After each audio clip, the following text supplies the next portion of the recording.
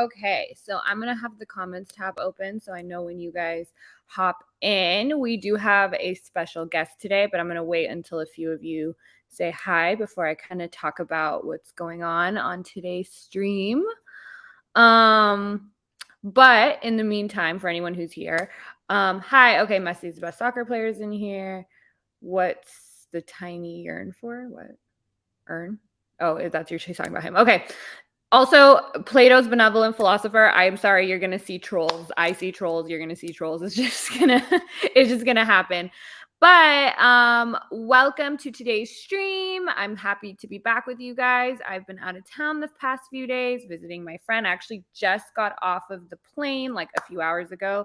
So bear with me. I'm a little delirious from that. But we are going to do our fun live after. So check me out on jasminejafar.me on OnlyFans. I do have a sexy two-piece on that usually people can't tell until we go on the fun live. So we're going to go on there at 8 p.m. Pacific. Yep. If you've already been there, you know what it is. If you haven't been there, you're missing out because that's where we get freaky.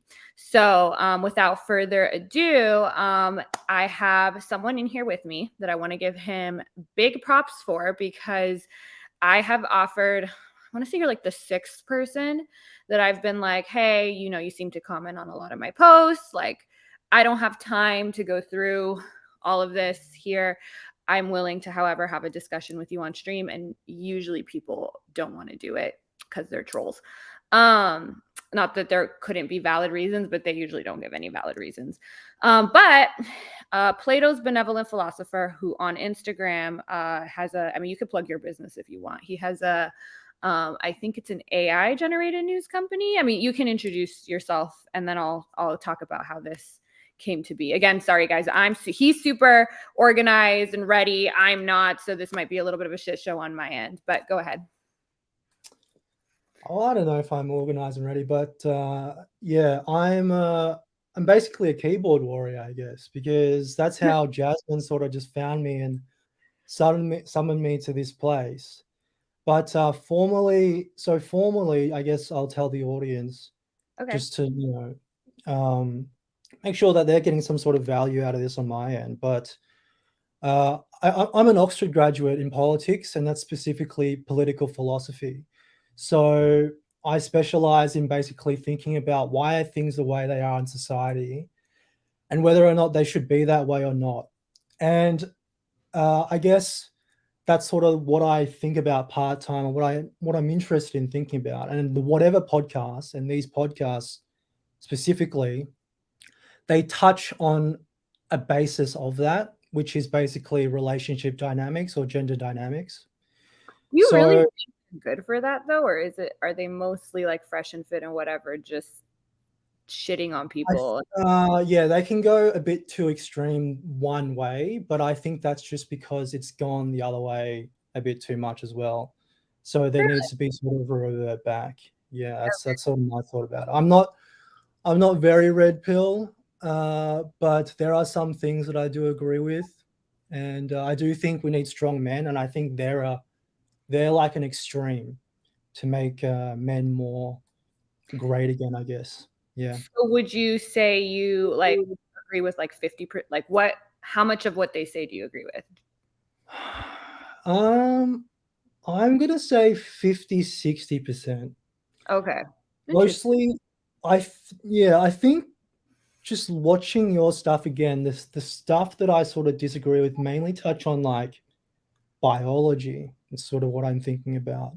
Okay. Whereas I think you're more like, oh yeah, we can just change things. Like we can just change social constructs, I guess. But I think it's a little bit more difficult when biology comes into play.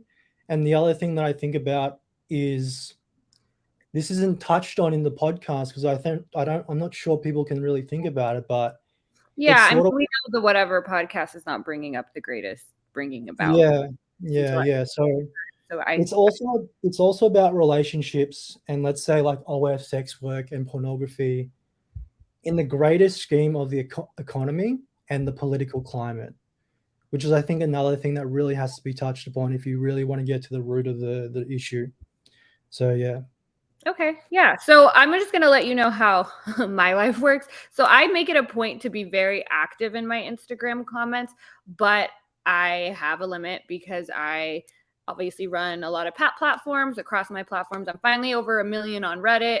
I have literally, and because I run my own OF page, I have hundreds of messages there that I have to get to every day because those are paying customers. And then I have hundreds of thousands of followers even on Instagram. My DMs are flooded. So I don't have time to do back and forth paragraph.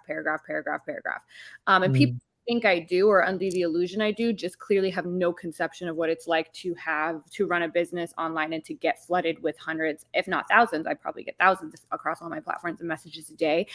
And so my thing is I will try to do a little bit of back and forth in comments, but if it gets too much or people start writing paragraphs or they go past the word count, I don't read it. I get rid of it. It's even if people are going back and forth. I am so over flooded with messages and everything that I don't need my DMs people going. And I haven't seen you do too much of the back and forth with other people, but the only time I notice people in my comments are people who comment very frequently, either in support or the trolls. And I and you're one that, like, I remember I was looking at my notifications and someone next to me was like, why is that message so long? I'm like, dude, I don't know this person. And I went on your profile and I was like, I guess it's like and you weren't even following me. So I was like, this is bizarre. Like, why is this person not following me? That means he's searching my name in multiple times to come in. And again, message after message, like long. So I was just like, all right, I don't want to block this person because I'm not a blocker, but I also don't have time to like read this shit. I'm going to be honest, because I have other stuff to do. So that's why I reached out to you. I saw you had messaged me. I left that on read the first time, but I was like, hey, listen, I love to engage in this kind of discourse, but I can't do it in Instagram comment format. Like, there's a limit for a reason. If you're going past the limit. So I'll say too.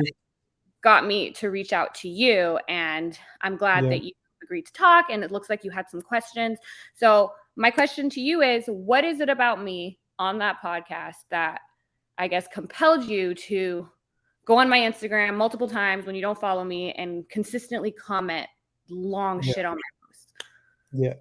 So just, I guess, more background a bit about my news platform. It's that I'm making a news platform that reports the news on all sides because I saw too many lies. I was in Ukraine when the war began, and I saw way too many lies and misinformation just going on in the world. So that really changed the course of my life and made me really passionate about trying to find objective truths or correcting truths.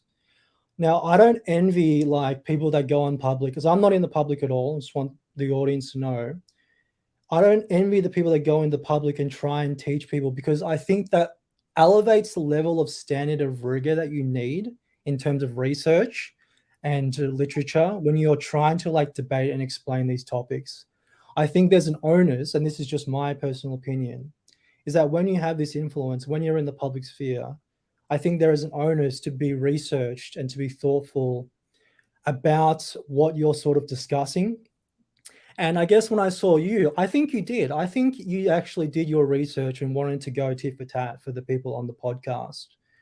But when I was listening to you, I heard a lot of things that I thought were questionable, and I don't think they were right. So that goes back to this journalism defending the truth mindset that I have, that I think actually all people should do, because I think it's sort of like food for the soul.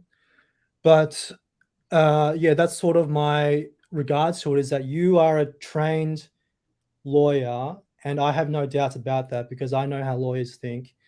And when You can usually read people in 15 minutes, which is, anyone who says that to me, I think is not, because people are complex. So anyone who's like, I have the answers, usually doesn't have the answers, in my opinion. Also, quick question. If that is what you think, and you think it's an onus on those with a large public platform to be researched, why do you watch podcasts and support podcasts that are so clearly doesn't do his research? Myron and Fresh, I don't think, have read 3 books in their lives. So what is it about? You have to define support, I guess, because that's quite a vague I mean, term. you watch their shows, I guess. Yeah, so it's very rare for educated audience. Their audience is not educated for the most part. You are an anomaly by being a highly educated person that watches that. Literally, my friend was in a courtroom with the judge and all her, and none of them had heard of this shit. None of them had even like the judge, nobody. And so this is not, none of my friends know about it that are, and this is, it's not just me being anecdotal, because you can see the demographics of who listens to them, who supports them. Yes, strange Comments. world. They're not educated people, and the show is spreading a lot of misinformation. And at the very least, you can admit that Brian and Myron and Fresh are not well researched. So what is it about? How come they get to not have that onus on them and have you? I also think they should have that onus, but the way the world is so. First, I totally agree with you that our sort of professional career world is very left. I think the world is very left, and let's just say that you can tell that you can call these people right. Personally, I don't believe in labels, because I think they're just man-made constructs that divide people. But I think the objective truth lies somewhere. There's always an objective truth that sort of lies somewhere. And I think with a lot of these relationship dynamics, I think they are more in the objectively right than not. So although they might not be as well researched, I think on this particular topic, they are more in the right than they're in the wrong. But even though they're not able to support that, if you and I both are educated, they are not using anything that we have learned through education. They are not using empirical data. They are not using, and they're using bullshit. Oh, I'm in Miami and my, whatever, this is how girls around me behave and blah, blah, blah, blah, blah. Especially on Fresh and Fit. Brian, I think, is a little bit more like, I don't know, this is how I feel. But Myron and Fresh pretend that they're using science and critical thinking that apparently they're better at than women, deductive reasoning, and nothing, most of what they say doesn't involve deductive logic at all. So you just like them because they jump to the conclusion that you like, even though they don't support the conclusion at all by any means that would actually be considered sufficient in academia. They're lucky that they're basically sort of in the right. But when you say they don't use the evidence at all, when I watched the podcast, what we're going to debate about is basically everything that did come up with papers, right? Because it was apparently like you had some papers and then they had some papers. Their papers were sort of outdated, but your papers were sort of more recent, or you were trying to correct them. So I think they try, but they just don't do a good job. But they're just lucky that they're sort of in the right. I sort of align with what they sort of support. Yeah, so I'm going to be honest with you. I think like you would have to watch hours and hours and hours of footage for them to even begin to think that they're actually supporting their conclusions other than their anecdotes, because and I think for you to it's basically because you like their conclusions, because there is no way a serious individual by any means say that those guys are supporting their side of things easily at all. That's why as soon as you find one semi intelligent person on the left, whether it's male, destiny, female, whatever, like me, everyone's like, oh my, and I don't even think I did anything. I think anybody who isn't an idiot, because they also clearly bring on people who don't give them pushback. I mean, they bring on some of the stupidest people ever. So I don't understand what someone like you could get out of watching this, because you're not getting any good discourse, because one side is usually just sex workers who are on there to promote their platform. They're not there to talk about Plato and philosophy and stuff. And the other side is just says the same thing every week. And so I wonder, with men like you, especially with some of the other behaviors I've seen, some of the messages you sent me, because I just read the one you sent me in the DMs. You're like, you might fall in love with me. I'm in it there. Like, I just think it's a little bit like incel-y, and you like what they say, and so then you try to intellectualize it and pretend that it's not just coming from a bunch of bullshit, at least with what they say. Now, I think there are people like Ben Shapiro who maybe could articulate their positions better, which is why when I want to hear what the other side says, I much rather listen to somebody, and I don't even think he's the best to do it, but someone like that. I would never sit and watch the Whatever podcast if I wanted to see discourse, because all you're really seeing is bullying that I think a lot of angry men who are fed up with women, I might put you in that camp, especially with some of the behaviors I've seen, that you guys just watch it because you're like, yeah, tell them, like, watching people get humiliated in a way. Mm. It's not a show that anyone watches because they want to see discourse or science or facts or actual discussion, especially people who have attended a great university where you know what real discourse looks like, from highly educated, highly qualified people. And to see Brian stand there like, what's your body count? And some girl like, I don't know. Like I don't see. I think there's something more behind why anybody who is not bitter and is intelligent would watch that shit personally. So let me. Well, yeah, so I think there's an entertainment factor to it, right? Like what they're doing is there is more entertainment to it than, let's say, a Ben Shapiro. I do like the entertainment factor. I think it's, I mean, you can judge if I'm an incel or not. Maury? But Are you like a Maury fan? Like, is it like trash reality TV for you? exactly. And I don't know if you know this, but it's like the more deeper realms of sort of intellect you get, you sort of need to contrast it sometimes with just absolute shit. And that sort of helps me sort of. So watch a TV show. Watch I don't Succession. watch TV. I don't watch TV. I don't really watch many movies anymore. So yeah, I don't think I'm an incel. I don't have issues with women. I don't think women have issues with me. When I said those comments, I truly meant it because I don't know how this is going to go, and we'll see how it goes. But I really am concerned about what we debate, and if because I think you're a rational thinker, and you've come to your conclusions based on rationality, and I might get deep into it, and I don't know how you feel. It's genuinely. He's worried I'm gonna fall in love with him, but okay, well let's. No, it's gonna break your reality, and then you might. All right, I am ready. Break my reality. Okay, you ready? Are you really ready? First question. You said you wrote out some questions for me. So I had some questions, and I think at the end they will be more personal. But at the start, we start off with the more general ones, I guess. Mm-hmm. So I guess the first one is: does body count matter? What do you think about that? I think it's not a clear yes or no. It's dependent on the individual and their values and what they're looking for. I think for some people it could matter, for other people it can't, and there's no right or wrong. That's what I think. Yeah, it sounds like the very libertarian answer, right? So I had a look at the Wolfinger study that you sort of talked about, The which one was about the body two count not sexual affecting. partners. Yeah, so yeah, and that two sexual partners, it was like really, really weird, and then it came down, right?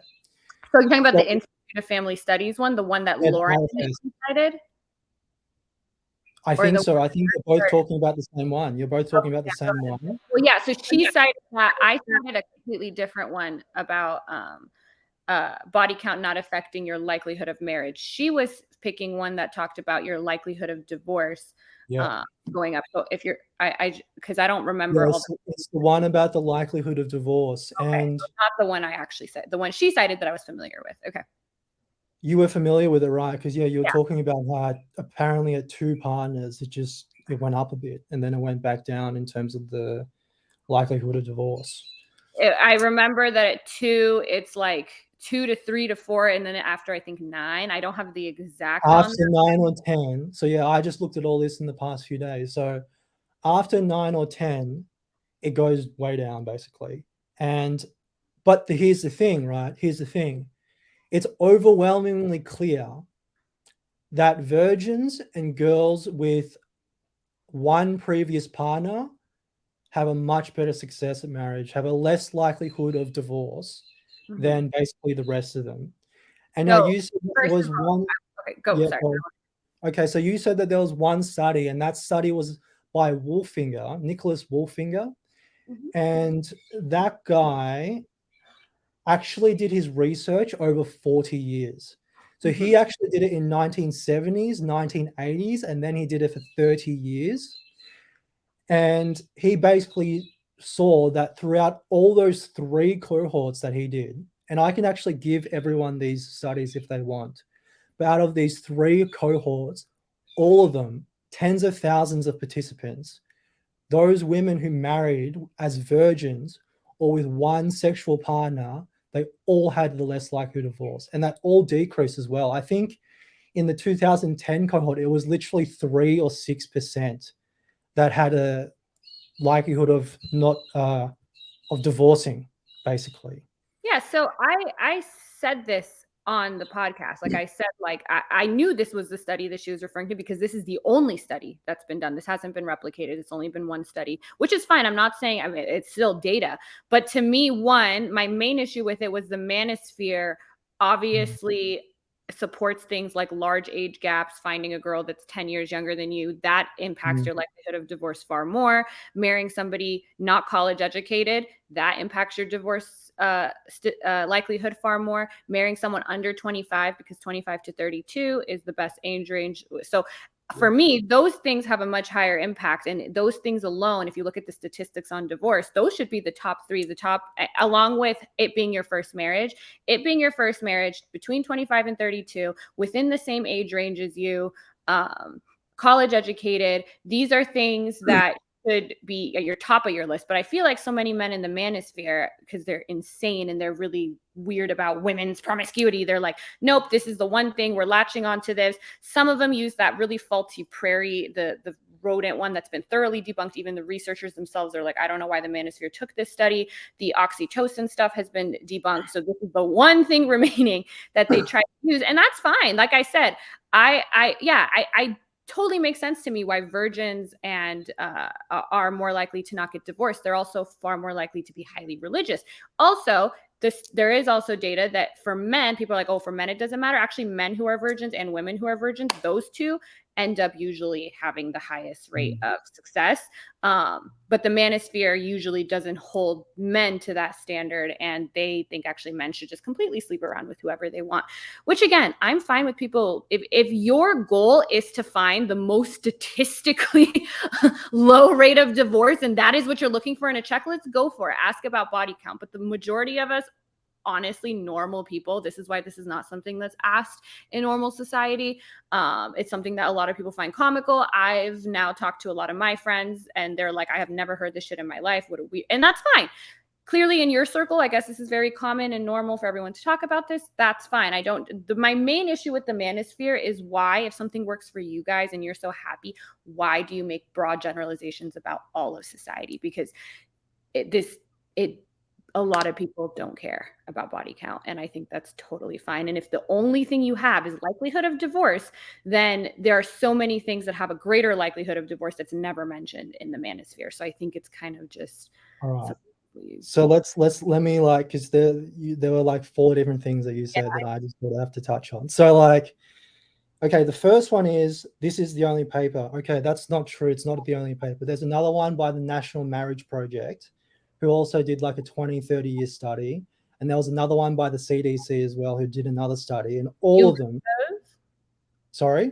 Can you link those and then I'll go through them? Should I do that a lot of, so maybe I found issues with those, or I'm not sure exactly, but again, let's just say that's the stats. You found your thing that I will present them, basically. Right.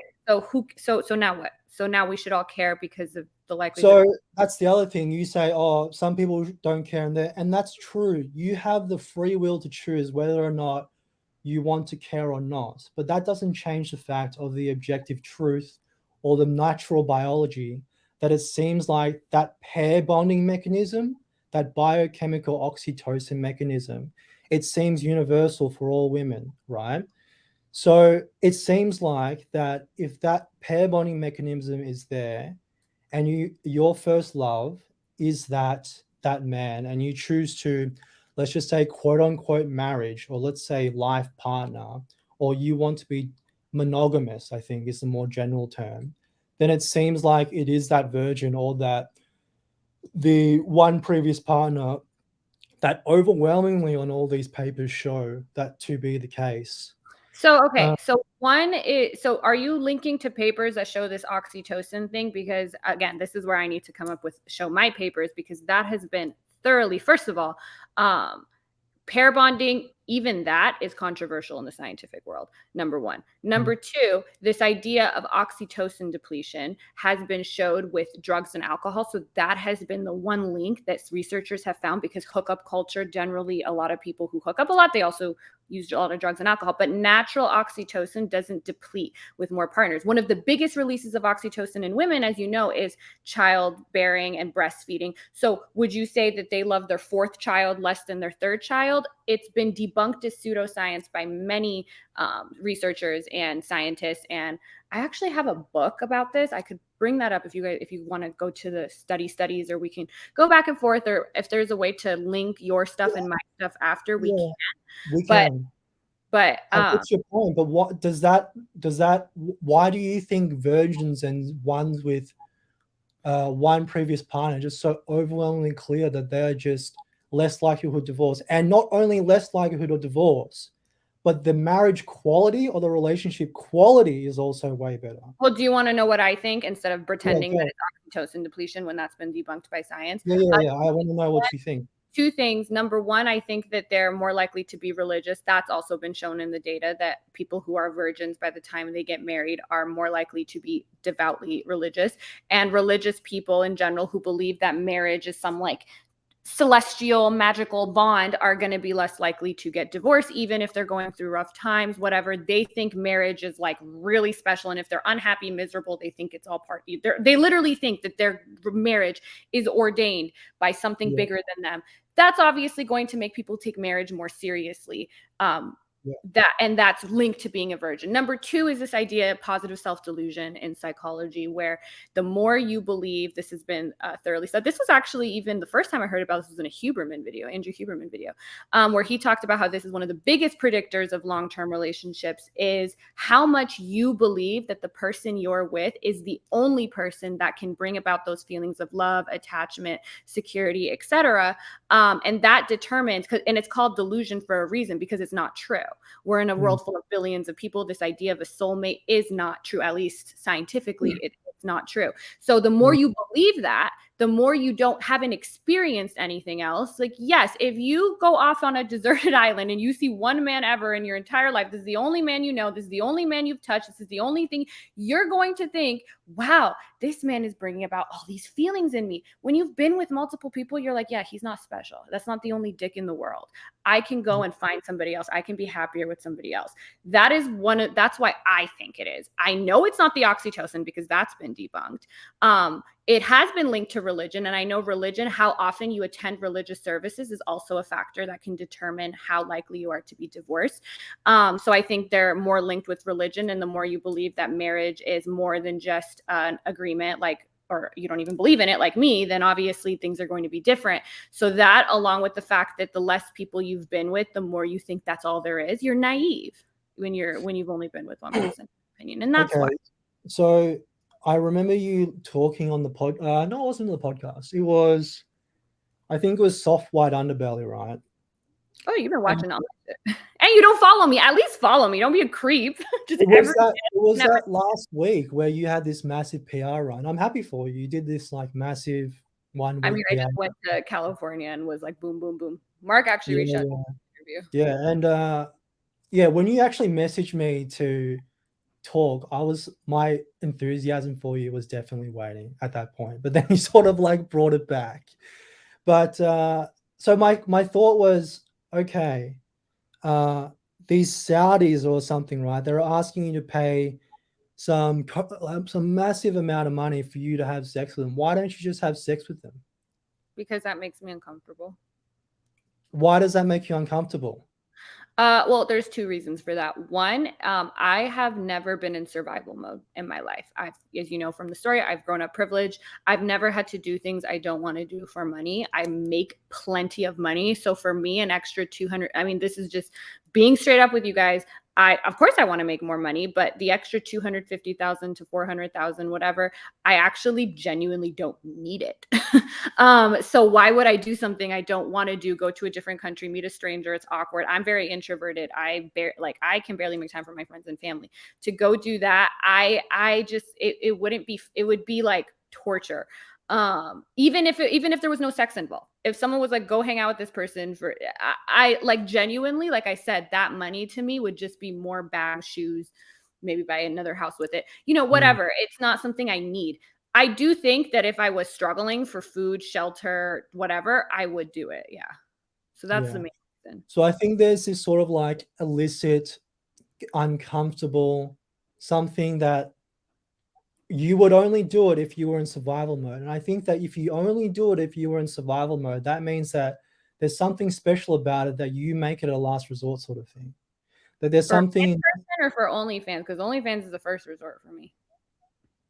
I'm Because this talking my sexuality. I could be doing anything else I wanted to do. I could be that was their first DM to me that I yeah, ignored. Like, oh, why don't you just go in house? Because I don't fucking want to. I want to sleep in. I want to make millions of dollars and I want to live my fucking life. I want to create the communities I've created. I'm so proud of the group I've created. I'm proud. We were yeah, literally in Discord where a lot of my people that joined it were like, hey, this is a really great space that we have that's not the manosphere where we feel like we can. I yeah, love that I did that. And I've impacted more people. I've started a nonprofit. I've done so much from mm, not going in house and not working in business. And I am so comfortable with it. I am comfortable talking to you right now and then getting naked and fucking myself 10 minutes later. So are you saying, because so clearly the virtual sex stuff doesn't make me uncomfortable. There's nothing illicit. There's nothing in mm, that's like, mm.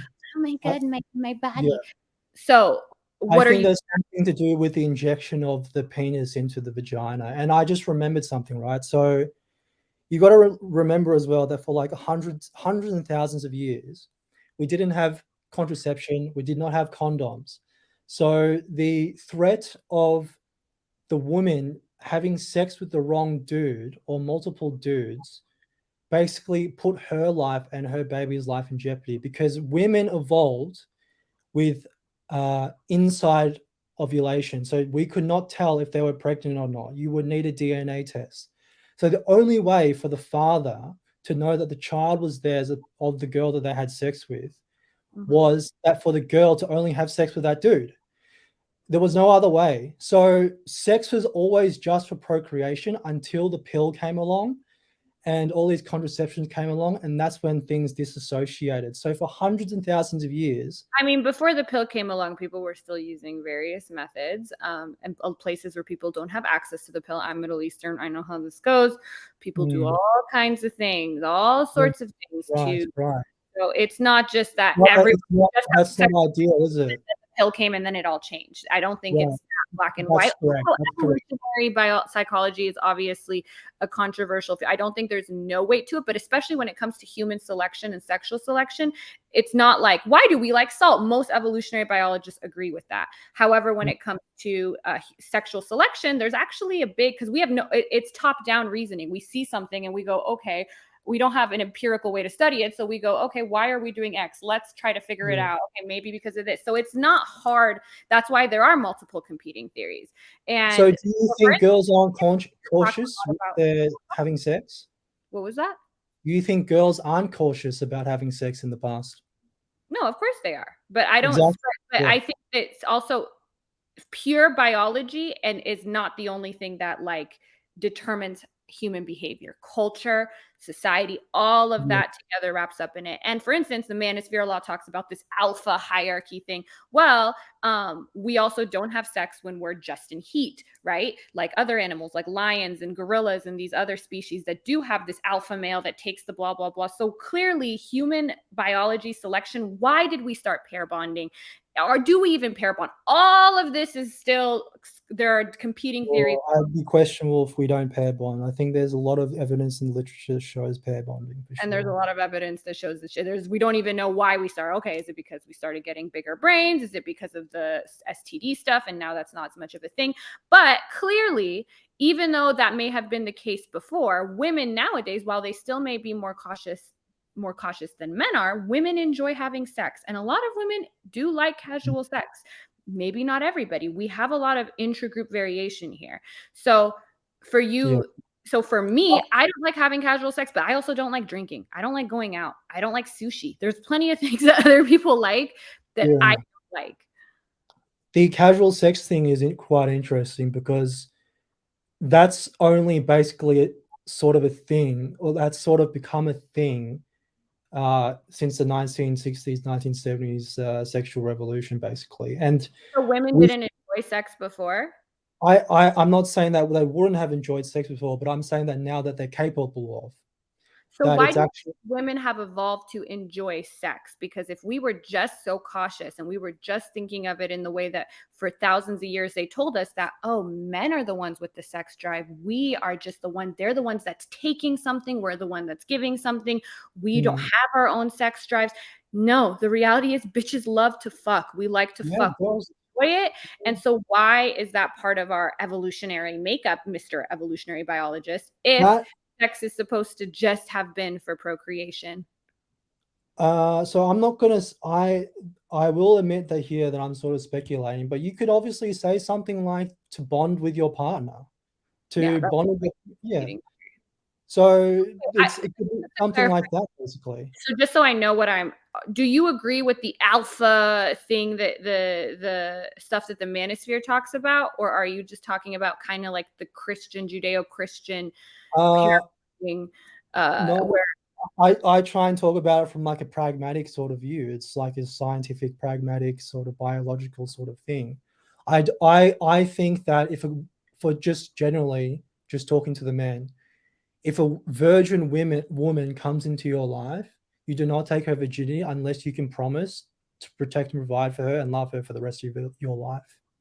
I okay, basically, yeah, that's what I yeah, that that's good for you, if but we why want should we all live by like that? What if we don't want to? What if I want to go fuck around? you, Why? you absolutely can choose to go fuck around, and then that comes to the question of the relationship satisfaction and relationship quality that comes with having multiple partners and the whole pair bonding thing, which let's say right now, let's just assume that it's murky. It's the literature is, let's say, unbalanced, right?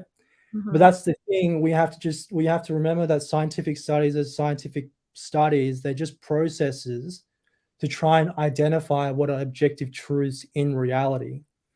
So You it's know just that it sex is, is really black and white though? Like, for instance, there are plenty of women who enjoy having to, if they were just liking to bond with one partner, but they don't. They like having multiple partners. They like having threesomes. You know how many women come to me wanting me to have threesomes with them, or for me to fuck their boyfriends. They enjoy watching. I mean, look at all of yeah, the fetishes that are around. Look yeah, at the prevalence of different types of sexualities. So yeah. to make it black and white, sexuality works like this is the way society should be ordered, especially if you're not coming from a place of authority by pointing to religious scripture. Where exactly to pretend this is all science and it's hardwired science when you know the science is murky, you know that evolutionary biology is not a hard science, and you're also cherry picking because evolutionary biologists disagree. You're just picking the Christian Judeo kind of conception of how relationships should be Well, and not so yeah, so I'm rather than not, so yeah, let me try and explain this to you. So you said that why are there these girls who might want you for a threesome or something like that? or might So, want multiple partners. They get or bored with why not multiple partners? So we don't have enough facts. Like I don't want to make generalizations, but let's just explain some few possible reasons, right? If if these women had multiple partners, then that would confirm the papers that say that women with multiple partners have less relationship satisfaction with one partner. So then they need more partners, basically, right? And then that would support that paper. And then the second thing would be that this is a problem with everyone. So I'm a political philosopher, right? I don't think about it just from the Christian Judeo point of view. So in political philosophy, there's this thing called recognition theory, or like authenticity, basically, which two philosophers called Charles Taylor and Frederick Hegel sort of go on about this. But basically, everyone needs to be loved and accepted for who they are, but at the same time, we fear being vulnerable and being rejected for it. So everyone needs at least one person to see and accept them for who they are without judgment in this world. For you, that's your father, right? And how it used to work before was your father would find, or your father's the one that gives you the love and attention. And then, God forbid, but it's the sad truth, our parents have to go away at some point in time. So then there'd be another guy that comes around. that has that romantic love for you, that's closest to the love of your father as could be. And then that person, your father sort of vets that person out. So when he goes away, he's the one to give you that romantic love. And if we have monogamy, then theoretically, if it's around a 55 to 45, then everyone has at least one. In an ideal world, everyone has at least one person But who where has that. where are you getting this from? Is this just some theory? Because I mean, this is just somebody's opinion, right? Like this is like the childhood Freud type shit that literally has gotten in a Is it opinion, or can you agree with me that there's this love for your father, that you have this emotional dependence, that you say, quote unquote, emotional I'm not saying dependence your on your father? childhood doesn't affect your upbringing and even your relationships as you get older. I strongly believe that. But this idea that society would be better if we all had one monogamous partner, and you're basing that off of somebody saying that we all need someone to accept us. That I, to I me didn't I is didn't say society needs one. I didn't say that that's for all, but I think for the majority, it and you seems think like that's zero monogamy. monogamous relationships are the way to go because this guy and his friend theorized that people need one person that really loves and cares about them, and Well, now no, that's just one point of it. There's another evolutionary biologist called William von Hippel who showed that it seemed that for the most of history it's been serial monogamy, and that's to live long, healthy, meaningful lives, so basically. serial Or monogamy actually is the most it's the one yeah, most yeah, yeah. fun, but serial monogamy is also not the same thing as a lot of these people who get divorced or don't have a lot of relationship satisfaction are serial monogamous. We are clearly not a species that forms lifelong bonds, and we are not strictly monogamous species. We aren't, and We so are not strictly monogamous, right? But it's been the majority of the time, and I have to no, we question the. haven't been. We haven't had lifelong. Most of us, when we that's why the rodent study was so flawed, because they actually form lifelong. They are Yeah, lifelong monogamous creatures, and we aren't. Most of us yeah, aren't, and that's why relationships don't last. A lot of people, and even a lot of the people who even follow the red pill shit, their shit doesn't last either. So I'm saying yeah. that clearly human beings, we weren't designed to meet one person one time and have sex with them and then be together forever and ever and ever. Serial monogamy is not marriage that lasts forever. That is a different type of thing. That's a sexual mating Uh, strategy that it isn't in line Serial with. monogamy, it depends, right? Because what if back in the day the woman has a child and then she dies, or it's because we used to live until like 40 years old or something, right? So marriages didn't last as long. But is it Well, when still people serial have monogamy if the woman dies?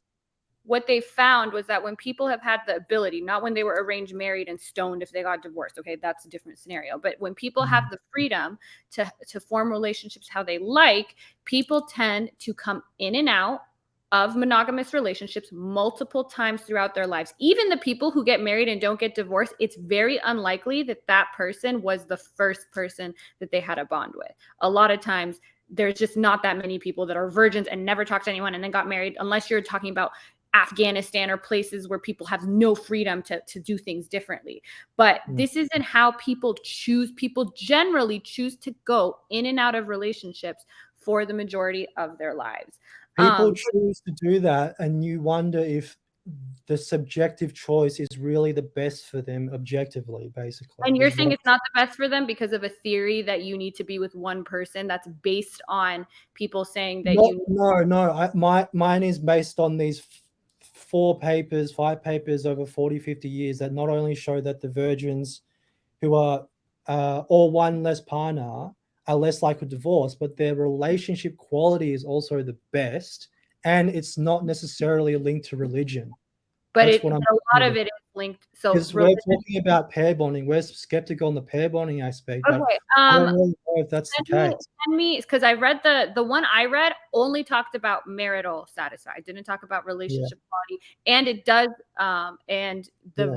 religion has been mentioned multiple times It when is it. a mention. It is a mention. I know it's a mention, but yeah. So there are more studies like the National Marriage Projects and some other ones. There's interesting. There's one about sexual partners of college-educated women as well versus just in So general. um you have the link to the private chat. please link your paper in there, and then moderator, can you actually pull what the papers say? Because I'd be very surprised if these people are you're saying they're overall happier and this and that, because I haven't seen that and I looked for it. Yeah. And I'm sure I can find other papers. Like we have papers also that show that polyamorous relationships are just as happy as monogamous ones. So it's, to me, this is very polyamorous ones have something the same they have as a higher rate of divorce. But divorce, like, you think divorce is such a terrible thing. People like me don't think it's it can be good. It can be good. Yeah. So it's not that we're less happy because we're getting divorced. Maybe we're more happy because we don't care to depends on the circumstances. Who doesn't. So I just don't see how you actually have a solid basis for declaring that lifelong monogamy is the best way. It's not lifelong monogamy, but it seems like it's the first relationship that gives the most long and meaningful and happy lives. So with a parent? I'm not saying that we have to only be monogamous, because obviously that there are an imbalance of men and women. IVF one. I'm not looking at Twitter. Marital happiness. This is a Wolfinger one. This is. So can my moderator, because obviously I'm on stream, look at some of those? I've seen some of those. So it's the IVF one is you've sent it a multiple times, so I'm not counting that as multiple. Yeah. You're using Newswise, and there's a paper in there. This one is page 17. Okay, so he's looking because I have done a lot of research on this too, and while I do think there is some evidence for, especially when it comes to divorce rates and stuff and all that, but I still don't think there's anything. You agree monogamy is the dominant marriage type, right? Monogamy is the dominant marriage type right now, yes, but it is changing. There's more. So would you agree that's the most evolutionary effective for the prosperity of the human race?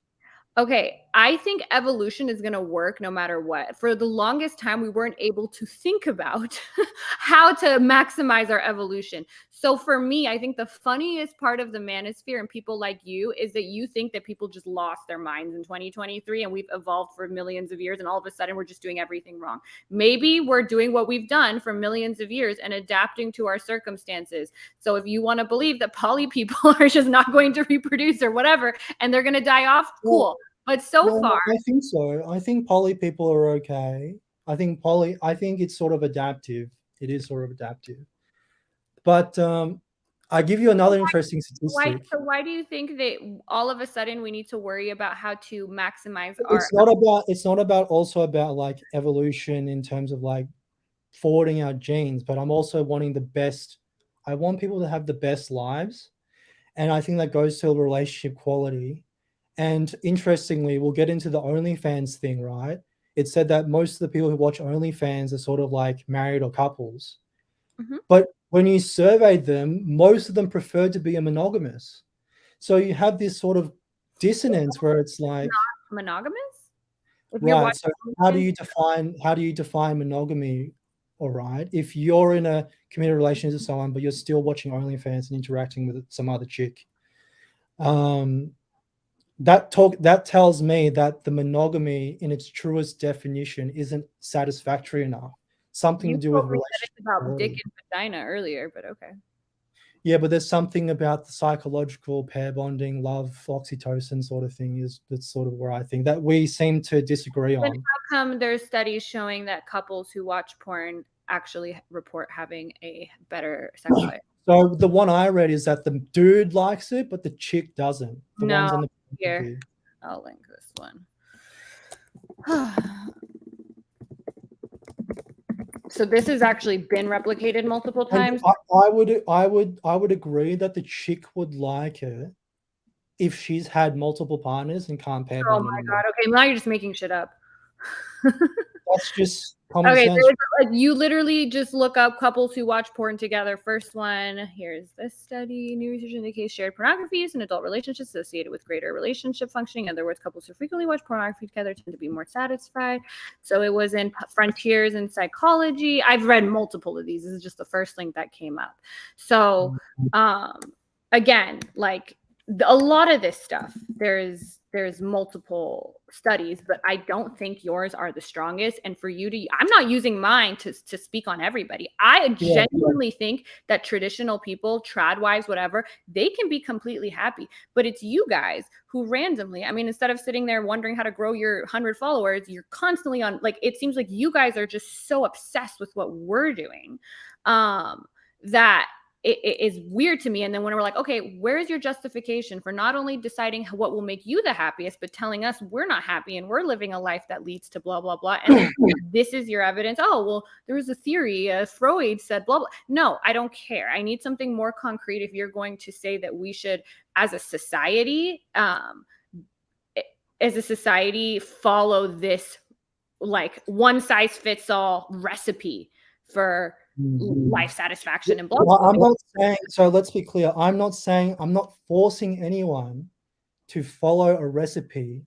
Everyone can do what they want and they have the free will to do what they want, but there are consequences. When we talk about morality, moral philosophy, we talk about shoulds, what shoulds we do, but that doesn't mean that we have to force it on everyone. Let's make that distinction clear. Yeah. Okay. I agree with that. Yeah. However, I think your should is based on very shaky evidence. Basically, well, I think the should, if we just want to sum up this point, because I'm trying to find these other papers for you, but we can find it later. If I want to sum up the point, it's mainly based on pair bonding and the evolutionary success of monogamy in the past, right? I think those are the two strongest points. And you challenge the pair bonding aspect, which has multiple literature that seems to go for and against. And I think that's a good way to sum it up, right? I don't want to try and that goes for and against, but I think anybody who in 2023 is using evolution to make their life choices is a weirdo. I'm sorry. This is like, again, why would you deny biological evolution? I'm not denying biology. Biology may be part, and I think it is, it's part of the explanation for why things are what they are, as well as socialization, culture, all of that plays a role. But if you're sitting there and you're wondering if you're really trying to do what your evolution wants you to do, you're trying to spread your seed to or you're trying to have, when what's really happening is actually the poorest, dumbest people are the ones that are having the most kids. So they seem to have the most evolutionary successful rubric. I understand your point. For a lot of super intelligent, high socioeconomic status people are actually having less and less. They're having they don't have as many kids as poor, I don't want to say dumb, but low IQ people. So sit around and be like, how can I live my life? What was the most evolutionary advantage for me? Okay, then I should just sit and eat as much chips as possible and try to spread my seed. I think this is such a weird way to think about how you want to live your life. Now, if you're somebody that's like, I'm really religious and I believe in marriage and I think marriage should last forever. And what are the things that are going to affect my likelihood of finding a partner who's going to have greater marital satisfaction, because I want this to be a forever thing. Find someone who shares your values, find someone religious, find somebody between 25 and 32. Can we agree that body count matters for marriage? Can we agree that body count matters for marriage? I think that this is what I would say. There is some evidence that indicates that if you want to be with someone for the rest of your life and you care a lot about marital, the statistical likelihood of your marriage lasting, it is one of probably the top 20 things. It is the top. It is the top. No, it is not the top. So we can move on. We can move on to the next one now. You're saying that college-educated women between 25 to 32 with the first marriage, right? Yeah, those are that are huge. Okay. So, before I go on that, I just want to say something about birth control pills and contraceptives. So I think that's allowed, let's say, the pornography and sex work industry to really proliferate. And there's a lot of stuff from Andrew Huberman and Derek More Plates, More Days that talks about the side effects of the birth control pill and the contraceptive pills. And they seem really terrible for girls. They seem really, really terrible for women who take that birth. So if you're trying to tell the women, if that is really bad, if that is really bad for women, if I'm just saying, if the birth control pill is really bad for girls, then the whole sex having fun thing it's quite questionable, So that's Well, just what I want to say I about talk that. to a lot of girls who aren't on birth control that just use condoms that fuck around all the time. Right. So If they use condoms, it's okay. If they use condoms, I think it's okay. thank But you, I'm doctor. just saying. But The- also, my moderator pointed out what I knew. So all of these that I looked at, all the ones you looked at, he looked at the first 3-4 lines are all citing the National Survey of Family Growth in their late 90s and early 2000 surveys. They're yeah, all no, there's the National Marriage Project. I'll get the direct link if you want. okay. So it's all because that's what I remember. I kept finding too that it was the same data set that's been used. And I actually have a book on the red pill that I'm actually going to bring because why not? That talks about this.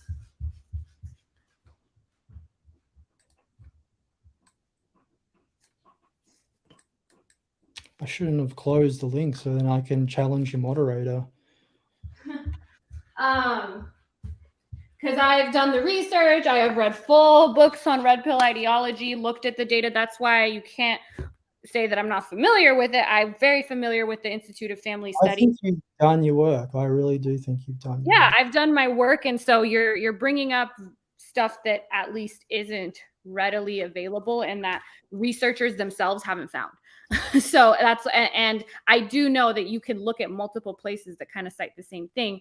So yeah, go ahead and send him that because obviously I don't have time to look at it now. But okay, I'm willing to even accept that there is strong data, even though I don't think it's that strong, but strong data that indicates that yes, your marital satisfaction, the more partners you have, may be affected by that. But I think that's okay. Like I like, and yeah, if someone wants to get I married, think that's okay too. If you willingly take the consequences and make full and free consent, I think that's okay as well. yeah, But you okay, just have to know the sure. consequences. But Yeah. I don't think that your life. I don't think that your. This is just And if skipping. if I have your father's love and I want the best life for you, you want to increase the chances as much as you can, right? This has nothing to do with my. Okay, if you want to go into psychoanalysis of me and my No, I'm relationship, just saying if I want the best for you, if I want the best for you. but I don't think that's where I don't think you watch the Whatever podcast. I don't think you stalk my Instagram and all this because you so much care about the best for humanity. Okay, I think there are much better uses Oh of time. Jesus, I don't know. Like I could be making 6 figures at a top tier law firm right now, and I've taken this path. So let's just Yeah, I let's know, but I mean, so did I. I could have been at making 6 figures at a top yeah, tier but law, I'm not making but I fast money. at least switched to something where I was going to make 6 figures a month and not stalk other people that do nothing for my business. Instead of all the time you spend sending paragraphs to me, you could be working Well, on. that's the other reason why I do this is that if I do, let's say, run for office in the future or something, that this information is useful. So that's sort of also why I sort of did it. It's important to know. Anyway, I will look at and I'll give you the National Marriage Project stuff later because Yeah, there's a lot no, of. and I even said, like, I am totally fine with someone saying, "Hey, I actually care about body count. I'm a devout Christian. I believe marriage is forever. I believe the hallmark of a relationship success is how long it lasts, and I want to be with them for blah, blah, whatever." That's fine. But you can't say that it matters objectively because relationships all don't work, nor does everyone want the kind of relationship you want. In fact, just like I'm off putting to a lot of people, your relationship Right, ideas are right, off putting to right. a lot of people. If And I have no problem with the way you live your life. I think you can be happy. But for some yeah, reason, you're insistent on people like me that we can't be happy with our lifestyles. I'm trying to say, like, I want the best life for you. If we're trying to, if that's the measure of objective truth, if we're measuring objective truth as the best life to build a better world for all, to build a heaven on earth, a utopian society, you need to let people live the way they want and try and live as happy as life as they subjectively can. But it seems like with the quality stuff and yeah, it seems like there's some sort of objectivity to it, in terms of I, those. I would say that relationships, love, especially evolutionary wise, is not something that we have enough data on to like things that we can say, hey, physical exercise is good for you. That's pretty hard. That's replicated. We know that, blah, blah, blah. But to say Exactly. So there are objective truths, right? I'm not saying there aren't objective truths. And if you want to get into that, we can get into from an atheist perspective, is there really whatever? But I would say that's pretty general advice that you could give everybody that people would be like, okay, but relationships, I don't care if you even have 5 studies. That isn't enough for you to even go around and say, this is the way that we're all, every single one of us is going to live the happiest life because you feel like it. Just like you let's say I agree, right? And then I just thought about something really interesting, but it's like, what if the best life is that you tell people that you should be getting for marriage and a virgin and putting importance on that first sex? Because it seems like the paper says in those circumstances, that seems to have the best sort of life. So I know you say, oh, it's like I mean, religion and that all this was other the stuff. expectation for a long time, and that's what people were doing for a long time, and people Yeah. chose to stop doing that because they didn't want to do it. Women didn't want to do it. But So just because they subjectively didn't want to do it doesn't mean it's objectively not the I measurement. understand that, but to Yes. use your so far, there's only been one because the other one also, which is the same thing as in this book, they talked about the one There from is another one. I will look at it there, later. there is maybe a few papers that show that, yeah, your likelihood of divorce, because like I said, some of the reasons I talked about before, the religious component to it, and also the positive self-delusion, I think you Yeah, have a higher yeah, likelihood of experiencing positive self-delusion if you've only been with one person, because you're more likely to be fucking delusional and yeah, think that yeah. life is. Yep. And I don't think you have enough here to I don't have enough to talk about what sexual reproductive strategy or what kind of relationship is going to lead to a happiness, Yeah, because I think it looks different for different kinds of people. yeah. There's too much variation in humans for Yeah, you to say this is a one size fits all formula. I don't okay. purport to know that. You have a huge burden of proof on you. If you Yeah. are purporting I'm to make happy to I'm happy to agree to this because we need to move on to the other one, but I'm happy to agree to that, to just leave it there for the people to think for themselves. So then the other one was the divorce conversation, right? mm, The red pill says 90% of educated women initiate divorce. And then you say 82% are less likely to. 79%, it's 78%. So there's the Yeah. longevity, and then there's also likelihood. So both ways it swings in favor of college educated women. And then once you go into like postdoctoral degrees, their likelihood of divorce is actually even less. Yeah. So you correctly identify that there's a selection bias, right? Yeah. Okay. So of all first marriages, how many of them get divorced? Let's look this up really It's quick. half. It's about half. So if all first marriage. You've already shown me really shaky. So hold on. Yeah. First. It's on the Forbes paper that you publicly cited. That says that all first marriages, First marriages, because that seems like all of them, half of them getting divorced, and after that, it's even more. 43% of first marriages. Okay, so it's 43 for first, and then I think for second it's higher. Yeah, on the Forbes one, it says about half. That's the Okay. one that I'm referring to. Okay. Yeah, so is there really much of a selection bias if all of the first marriages, half of them end divorce? You're talking about one half, they're talking about the other half? Wait. I'm not talking about. So are you talking about the college educated thing, or are you switching to marriage? College educated women, they initiate 90% of all divorces. Okay, wait. So you're okay. So what does the first marriage divorce rate have to do with it? If we take that as the baseline minimum of a sample size, right? Because you're saying that there's some sort of selection bias. So There's a it's a selection strange bias. it's a strange statistic, right? Because it's like 82% less likely to get divorced or long marriages if you're college No. educated. It's not 82% likely to get divorced. Like I Less cannot believe likely. Less you. likely. No, it's not less likely. I said it's 78% likely for your marriage to last at least 20 years if you're college educated.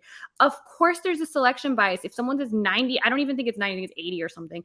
80% of college educated women, if in this group that's getting divorced, a woman who's college educated is this percent likely, that doesn't mean it's 80% likely that college educated women get divorced. It's less likely. You're looking at the group, you're looking at couples who are getting divorced, and then you're looking at that group and saying, okay, in this group, let's look at who's likely to initiate. You're not looking at couples in general. And then you're jumping to first Oh, marriage. it is 78%. It is What? 78%. Yeah, it is The 7. Pew Research study, right? The divorce rates of individuals with a bachelor degree or higher in 2019 was 25.9%. So what are you talking about? This Divorce is rate of, say that again, please. according to the US Census Bureau in 2019, the divorce rate for individuals with a bachelor's degree or higher was 25.9%. So I'm looking at the Forbes article. It says So those with wait, an even the Forbes article, I'm going to look at it. Forbes, the 2023 divorce statistics, because I cannot believe what you're saying right now. defined as having more than a bachelor's degree is 26 for men and 30% for women, right? Likely to get divorced? Reduced likelihood of divorce, yeah. No, are you looking at longevity or divorce? What exactly are you looking at? Divorce rates by education level, Forbes advisor, divorce Okay. statistics. So if it reduces your likelihood by, okay, let me go down to that part.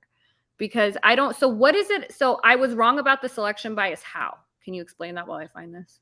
Yeah, so they say 92% of all divorces, 90% of all divorces are initiated by college educated women. Okay. And I don't even So, think it's that high, so but I and know then it's if and then if let's just say all divorces, how do we define all divorces? Let's say it's the first, second, or third marriage, right? Let's take the best probably likelihood, which is the first marriage. So let's say all of the first marriages of the ones that get divorced, 90% are initiated by college educated women. but you That's can't, where's the data for that? Because you're separating by variables and I'm then giving you the benefit of the doubt here. I'm saying that if it's just the first one, which has the least likelihood, which is about half, okay, half of the good marriages are good, half of them are bad, half okay. of the ones that are divorced, those divorced, 90% are initiated by college educated women. Okay, well, first of all, let's see the 90%. But But it's a really weird statistic, right? Because I understand you, 78% less likely and longevity of over 20 years of marriage if the women is college educated. But if But 90% of you're not. So there could be that it's not that 90% of divorces are initiated by a college educated woman. Not even half the population is college educated. So how the fuck could half the population that's initiating divorces, 90% of those be college educated women? That would indicate that there's over 50% of the vulnerable population that's educated. What kind of statistical analysis is this? You're looking at if a woman, if okay, if me and my husband are going to get divorced, I have an 80% chance or 90%, I think it's 80% chance of initiating because I am college educated in this. But there could only be a number of people like me who are in that group to begin with. And that is what the stats indicate. Because when you look at us as a whole, we only have a quarter chance of getting divorced in general. And so for you, it's not that 90% of divorces are initiated by college educated women. That doesn't even make sense. How could 70% of divorce. So you were saying 70% of divorces are initiated by women and 90% are initiated by college educated women? That's not true. How could that even like are you insane? How could over 50 yeah. be college educated? Yeah, that's right. There's something off there. But I Yeah, think I'm telling you exactly what's off. but I think there's something strange to that fact that 90% of college educated women initiate the No, divorce. no, no. 90% of women who 90% of relationships where they are getting divorced, that's already one thing. Yeah. Yeah. One party is, and the woman is college educated, she is 80% likely or 90% likely to initiate in that circumstance. But that doesn't Yeah. mean 90% of divorces are initiated by college Can education. you say that first part again? 90% of college educated women, you said So something? people, so if let's say you and me are, this will never happen in your wildest dreams. If me and you are married and we're getting a divorce, I am more likely to initiate one because I'm a woman, and women are more likely to Yeah. initiate. That's true. Yeah. Now I'm So college educated, so that makes me yeah. even more likely. So But that if doesn't we mean, are getting divorced, how can that? you're more likely to initiate, right? Yes. And then you But I have to am take less off likely to marry somebody like you, like I wouldn't in the first place. yeah. Great example. And so I would be less likely to. I actually have But then half. you have to add on the probability that all first marriages, half of them end in divorce. I don't know Okay. what that is, but you have to add that statistic on. No, no, no, no, no. See, you just admitted you're fucking it up because by your metric, all of a sudden, 70% or 90% of the 50% No, is no, no, college. I understand that part was wrong, but you're saying that if we are getting divorced, Mhm. 90% of them are initiated by college educated women, right? No, no, But no, we no, no. have I'm saying it in a situation where the couple's getting divorced, a woman is 70% likely to initiate. If she's college yeah, educated, that adds an extra 20 or 10. I think it's 10 to yeah, 20%. I don't really care if it's 10 yeah, or 20. yeah, But that's what I'm and saying. That yeah, does not negate the fact that we are less likely to get divorced and and our yeah, and I just want people to know that in the situation that we're getting divorced, that before that, all of first marriages, half of them end in divorce. So before we get to that place, it I just doesn't go one and then the other. I think you need to do a little bit, like, I know you're into philosophy and politics, but you should have at least taken oh, stats 200. It doesn't work. Like, okay, first we look at the 50%, we eliminate the 50%, and then out of I this just no, 90%. I just it's not like that. I just want people to know all the probabilities. So what I want to know. Okay, guys, like the Forbes link But that he's I'm gonna cautious read for this word time, for so word. let's. Education level affects the chances of a marriage succeeding, and with those who have attained more education experiencing a reduced likelihood of divorce. The divorce rate of people with an education of high school or less is blah blah blah. The divorce rate of people with advanced education, which is more in the bachelor's degree, which is where you and I are. Actually, I don't know. I actually don't know what you if you have more than that, but it's 26% for men and 30% for women. So between 25 and 30 is what I'm seeing. 29% of men and 32% of women with a bachelor's degree or higher were divorced in 2022. So being educated, as it's been shown, and it's just Forbes reporting on stats, is one of the key things that you should be looking at to reduce the likelihood of divorce. The mumbo jumbo statistics you were doing is so blatantly false, but we can move on. Yeah. And then Lauren brought up a statistic, right, where it's like if the woman makes more than the man, it's more likely to divorce. Is that right? So yeah, there is evidence that it's not that if the woman, so there is a little bit of that too, but when a woman gets like a promotion, she's more likely to initiate the divorce. I think this is clearly, I don't, there's no paper on this, but I think this is clearly attributed to the fact that if a woman has resources and she doesn't need you and her financial security isn't dependent on being in a shitty relationship, she's going to be more likely to leave the relationship. I think the divorce and college educated stats indicate this perfectly. A woman with a brain and resources is less likely to marry an idiot. But in those circumstances where she marries an idiot or she's unhappy, I don't mean to say it's 100% his fault. That's not what I'm saying. She's going to be likely to leave because she has her own fucking money and she has her own job. I think it would be the same in reverse.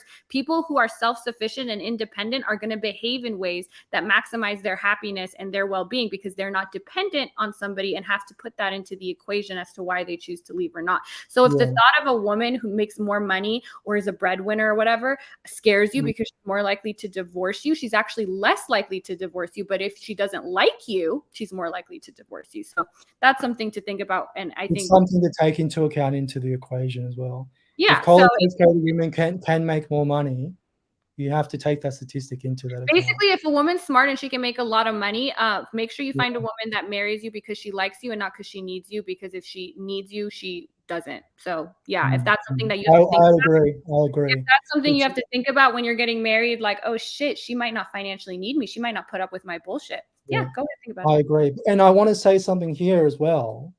It's that if that actually happens, I wonder if people are happier for it. I wonder if the man is happier for it. I wonder if the woman is happier to make the money, right? Because I found 30, 40 years of research that shows that women don't like full-time work.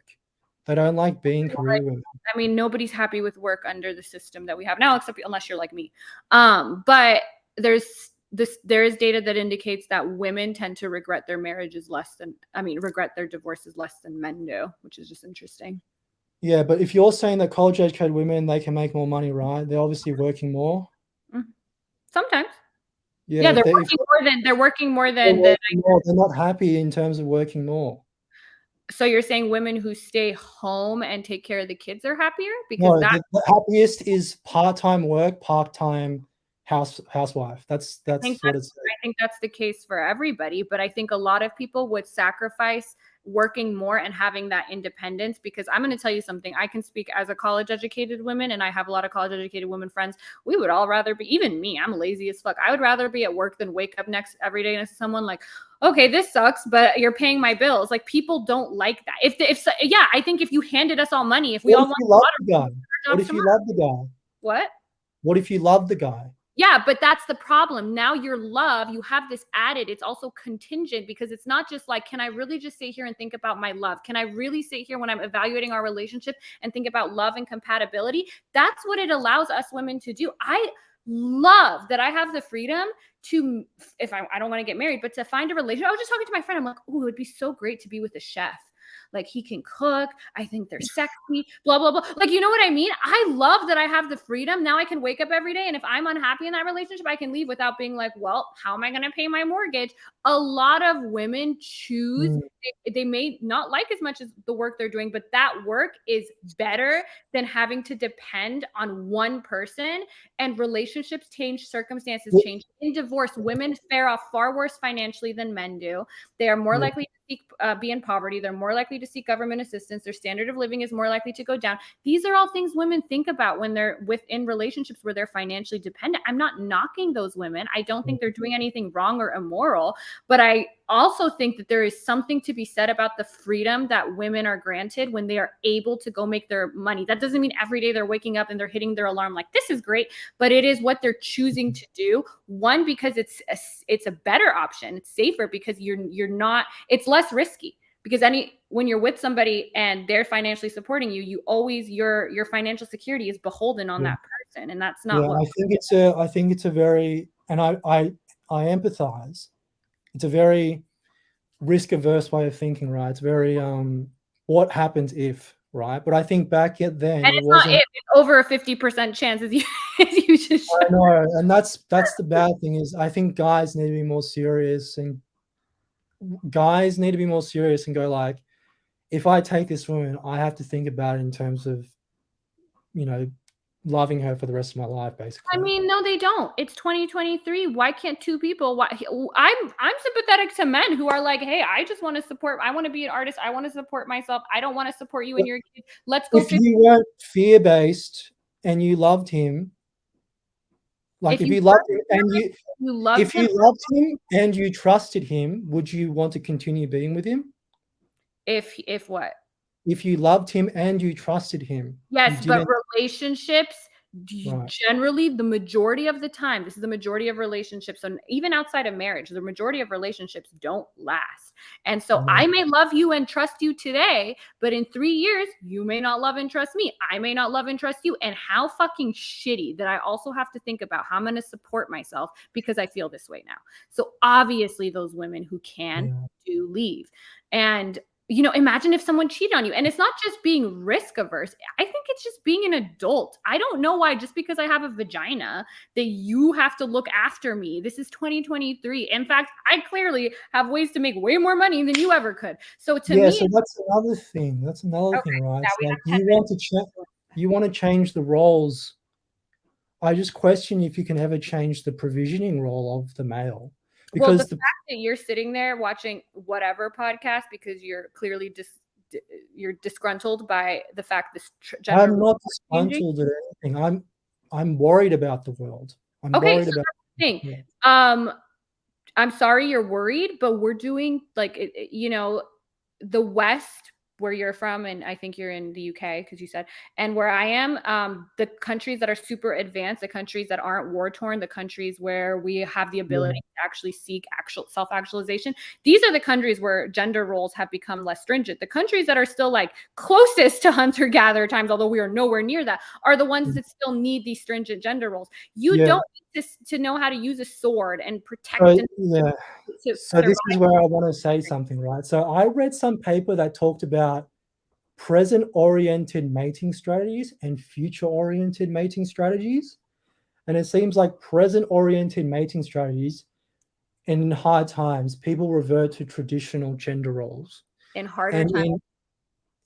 in future-oriented mating strategies, the women forego the mating, they get a lot of choice, they get a lot of power, there's less gender inequality against them, which is basically everything that's happening in the West, Mhm. right? So I would presume that the future oriented mating strategy is when times are comfortable, let's say, or that times allow for the delayed of birth of children, basically. So we're in the West, and I also worry about the fact that we're in the West and it's comfy now, but I don't know if that's going to last for a long time. So I think that if it doesn't last for a long time, we will revert back. Like, we again, will revert back to, this yeah, we will revert back. not even reverting back. Like, that's the thing. Like, I was listening to on the plane a conversation. You probably know Cosmic Skeptic on YouTube if you're a philosophy person. The UK did, yeah. Yeah, Yeah. the UK dude, Matt Dillahunty. Matt Dillahunty cited a paper, the myth, I didn't look into it yet, the myth of hunter-gatherers, where now scientists are saying, actually, the hunter-gatherer stuff, that men were always the hunters, women the gatherers, that actually both genders did a little bit of They both. Like, worked. this They did a stuff is bit of both. They yeah, worked, yeah. so this thing of like, oh, the stringent gender roles, a lot of that was imposed through religion and culture and Yeah. and those type of things too. It's not just a Yeah. biology adaptation. Yeah. And Both I people don't were. think we're gonna, I mean, the way society's going, technology, AI, that the fields where people make the most money are not fields where men are, like even our war isn't like that anymore. War Yeah, no it's longer. evolving. Scientists are we just Oppenheimer is a fucking hit right now. Scientists are the ones that are really changing the trajectory of Yeah. warfare. I don't see it ever reverting back to where we need the man to go and fight, and then the women to sit at home and rear children. So I don't think that even Yeah, if yeah. So I don't think it's gonna go. Yeah, I acknowledge what you just said. I don't think it's gonna go back that far, but I think in terms of the will to work, so I understand that women also do stuff as well, like pick berries and things like that. But in terms of the will to work, I think women think I'm gonna work until I get free, basically, until I get like free or until X. men don't. No, men think we'll work till we die. Like when we have healthy testosterone levels and we're a healthy man, we devote ourselves to Men are God interested and in we retirement. work. If you love what you do and you have a greater purpose and meaning fulfillment to your work, you will work till you die as a man. Okay, well, I'm gonna tell you something. I live in a And very I think that's an antidote to the loneliness and crisis of men today, is that we need to revert back to what in political philosophy calls Max Weber, he calls the Protestant work ethic of Calvinism, of capitalism. And that's where your work, even if you're a lowly builder man, you have a calling to God, and your work has purpose and meaning. It gives you purpose and meaning that you don't have to always think about chicks and try and get chicks all the time. Because you look in Italy and you look at these European countries with these cathedrals. These cathedrals some of them took 600 years to build. There were men working every single days of their lives, and they died before they even saw these things get realized. That's how work was back in the day. We saw work a as a lot of slavery. devotion to God and the greater good, right? It's not that it was just slavery, it's that there was his vocal calling. And it seems like that was based on the ethics of Calvinism, that Max Weber, who famously coined the term a cog in a machine. He sort of found that, because if we're not going to do that, it's just going to be this cog in Well, a I was machine, gonna get say your this idea money. that we're all gonna revert back to God. Atheism and lack of religion is going up. And I don't know our moderator said, I as a man don't think like that. If you surveyed men and said, do you not want to retire? I think I live in a neighborhood full of Yeah, multi-millionaires who've retired and do nothing but play golf. They don't work anymore. They've sold off their I company, know.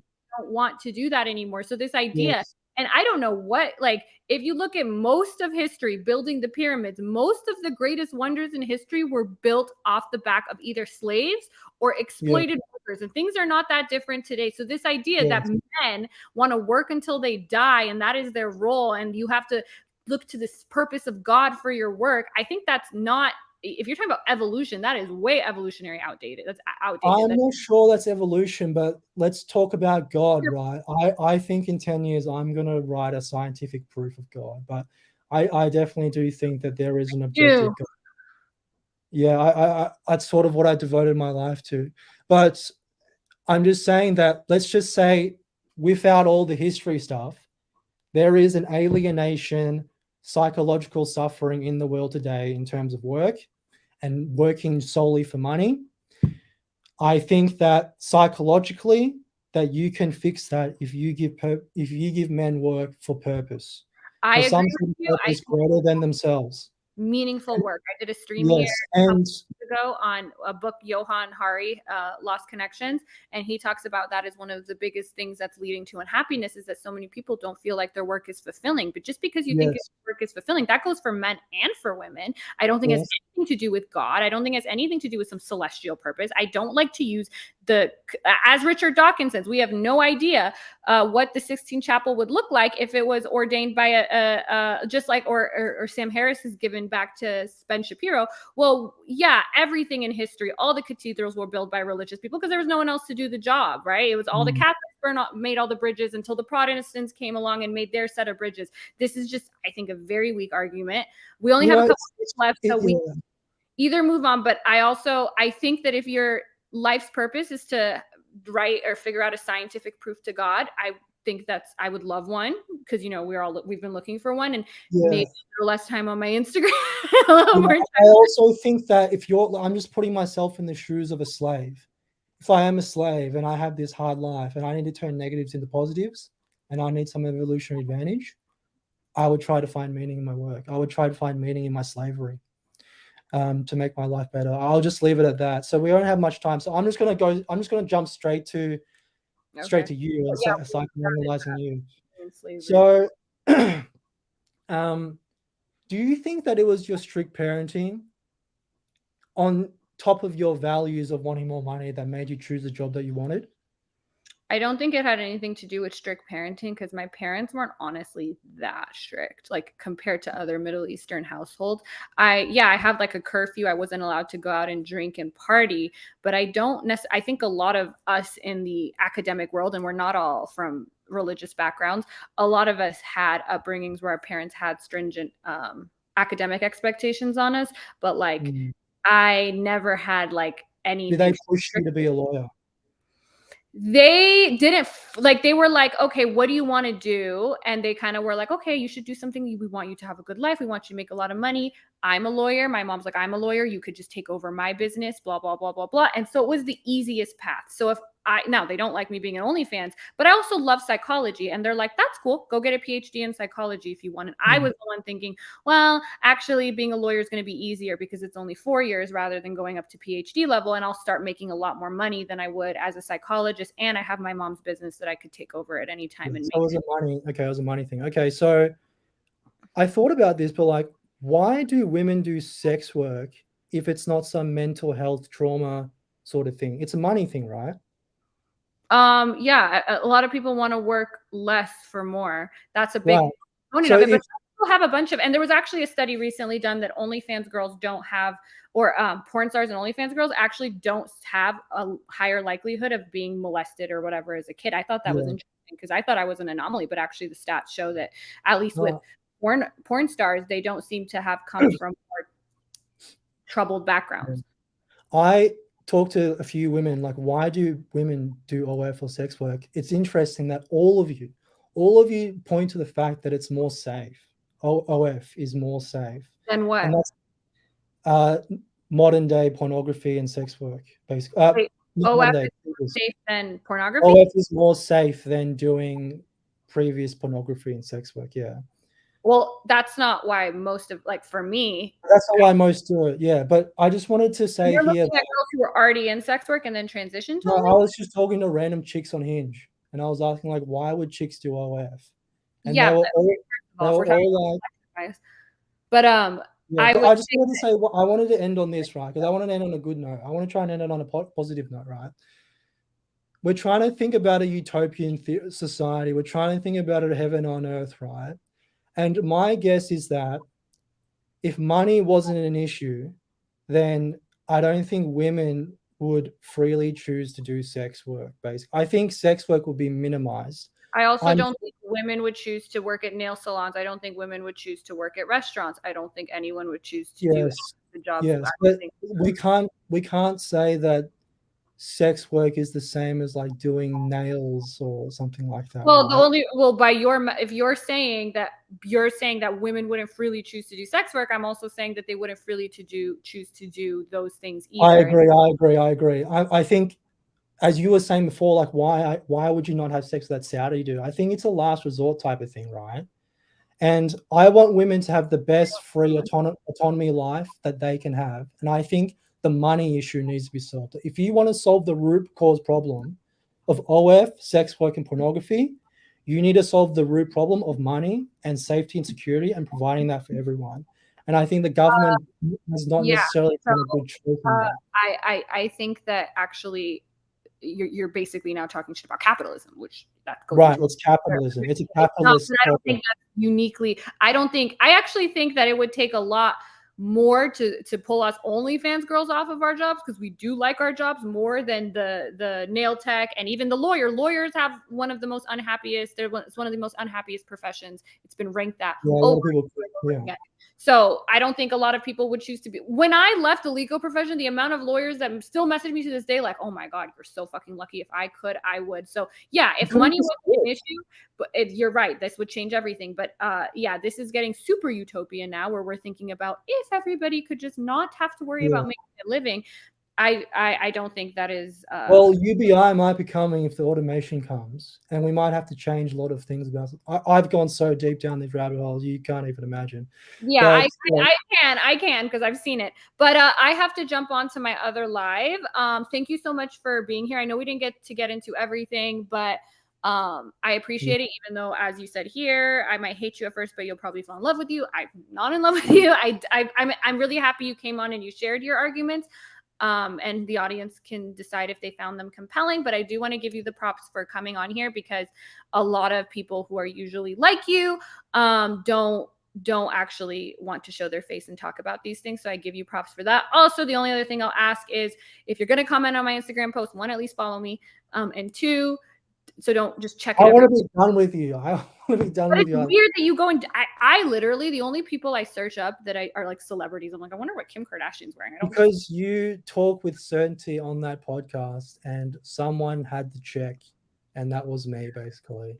Like that was basically, and I don't see. I don't work for money. If I worked for money, I would not care about this. I would not care about people being misinformed. Well, you I do would not have a job care to do. about You this. want to write a scientific proof about God. That is something many people have I dedicated I their have lives like a to. Most 30-year mission. people probably weren't writing paragraphs and novels every day by checking someone's Instagram post. So I I'm can not write going to one thing. allow you to write those anymore. I've given you an hour and a half. You've talked about your issues. You can write on my Men's Instagram post, at testosterone least is follow, because dropping since the 1980s. huh? Men need to gain testosterone. Men's testosterone statistically has been dropping since the 1980s. And I think men have to raise their testosterone. They have to find work, and they have to find meaning in their work. They need a 30-year purpose, something that gets them off thinking about girls. So where they can be alone and they can focus on meaning and work first, and then they can get chicks. Okay, Watch something I like agree the with Book of you. Eli. We're over time. I All agree. right, But the only let's thing I'm go. going to say is that you should stop worrying about chicks like me and actually focus on growing your AI business and your scientific proof from God. Okay. I do Bye. everything, On Jasmine. OnlyFans.